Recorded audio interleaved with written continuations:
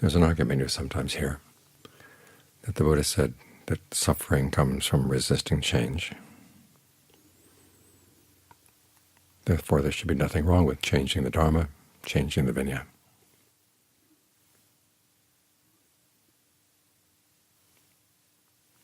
But that argument is wrong from the very beginning. The Buddha never said that suffering comes from resisting change. He says it comes from clinging, which means that we have to turn around and look at what we're clinging to. We find that we're clinging to a lot of things we hold dear. And this is why the Dharma goes against the grain. The things that we hold too dearest, the Buddha says, that's your suffering. So the question is, are we going to give him a fair listen or not? Are we going to give his teachings a try or not? If we decide ahead of time that we don't like the teaching and we want to change it, how can we say that we've given the Dharma a test? The Buddha said he's not forcing the Dharma on anybody. He's offering it for a test. But to give it a fair test requires that you practice it as it's taught, and what the Buddha calls practicing the Dharma in accordance with the Dharma. That's how we show our respect for the Buddha. That you know the story. The night that he was passing away, the devas were playing celestial songs, throwing down celestial flowers and incense. And the Buddha mentioned to the monks who were gathered there what was happening. He says, but that's not how you show respect to the Tathagata. You show respect by practicing the Dharma in accordance with the Dharma. Because he went to all that trouble to find the Dharma. He never made the Dharma up. There are a lot of people who say, well, we should refashion the Dharma to fit with our time and place. But the Buddha never fashioned the Dharma. You had to find it. As in that chant just now, there's this regularity to the Dharma. That's true whether the Buddha discovers it or not. But if he doesn't discover it for us, we have no chance to practice it. So he went to all that trouble to discover it. And the texts tell us that he had the memory of many, many aeons, so he could see what other Buddhas had done in the past. And taking their example, he formulated the Vinaya. This was the part that he did formulate.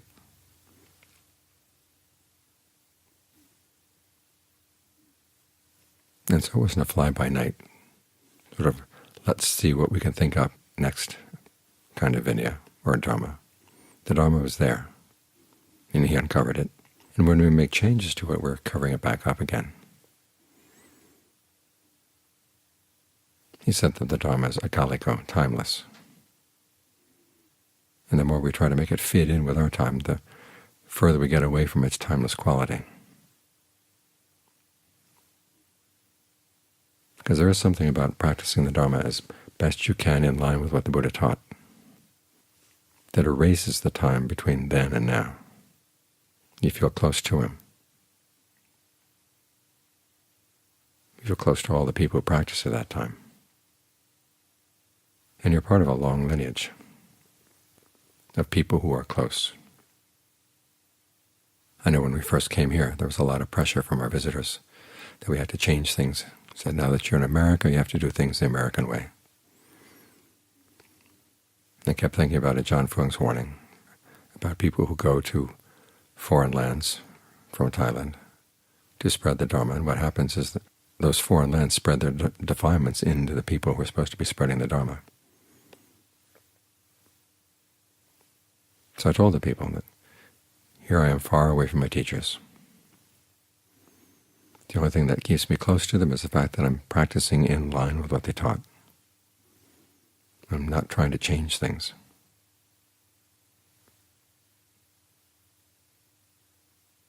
And I want to be able to pass that on.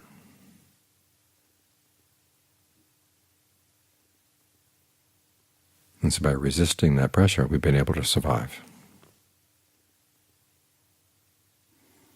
Because if our concern is trying to attract people here, then anything could change. And none of us could live in peace. New people come and they make new demands. Well, we have to change this, change that, and the things we had learned get thrown away. I know when I first was ordained, I wasn't all that happy about all the rules. I kept looking in the books and saying, my gosh, there are more and more rules. The more you look, the more you find. But I began to realize that on the one hand, the rules are there to make you free. They've designed a community that people can respect. And people respect partly because they've seen it's lasted so long.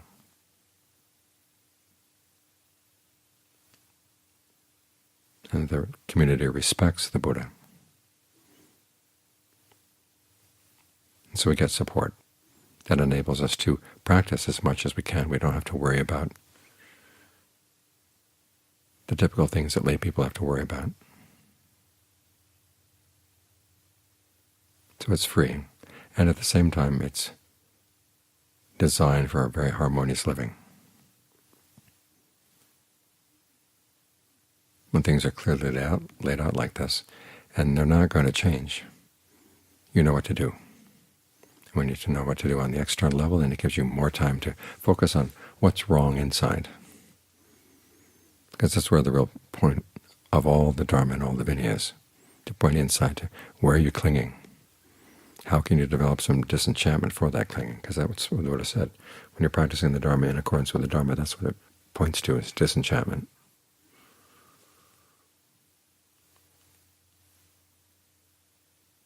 The words go together. The word for clinging can also mean to feed. The word for disenchantment is when you realize you've had enough of a certain kind of food and you don't want any more.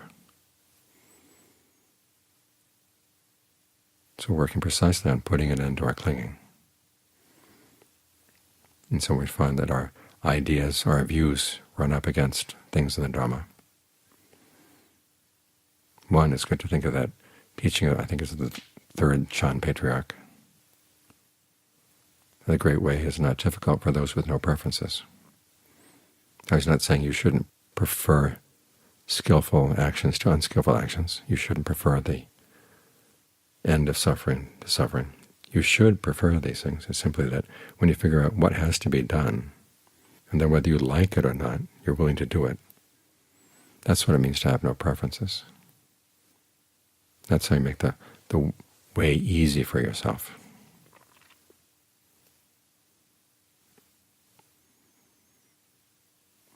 And it only stands to reason that if you're suffering from what your views are and what your idea of who you are is, in addition to sensuality and in addition to your ideas of how things should be done, then it's good to try what the Buddha recommended. Because he offers different views, different ways for doing things, a different sense of self, but focused on the doing.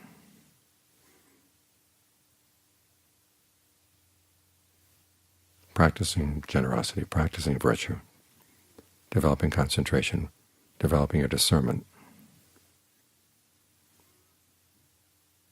He gives very clear instructions on how to do these things. And so we want to clear away all the encumbrments that get in the way of really focusing where the problem is. Our own clinging, our own feeding, things that we hold very dear. And if we can't let the things we hold very dear be challenged, there's no way we're going to get progress.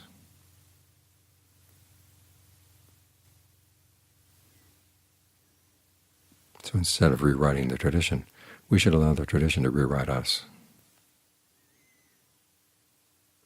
The story of someone who used to create suffering and learned how not to. And this is what we respect in the Ajahns. And Ajahn Mun did everything he could to follow the customs of the noble ones as best he could understand them.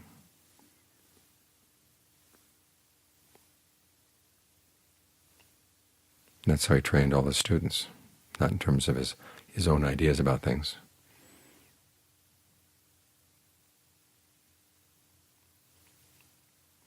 but from what he discovered through his own practice, the discernment he had developed, not just through reading, not just through thinking things through, but actually putting the Dharma into practice.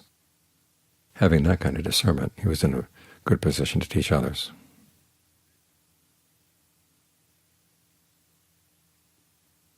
He changed his thoughts, his words, his deeds to fit in line with the Dhamma, and gave them an example.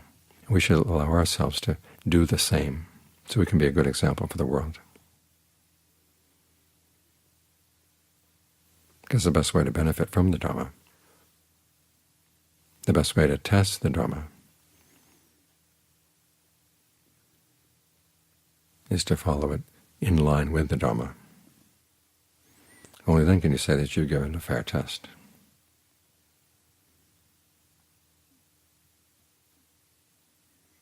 So however much the world may change,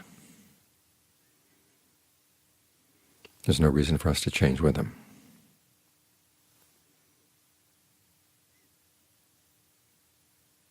It's only then that we're going to be able to find the Dharma that's really timeless.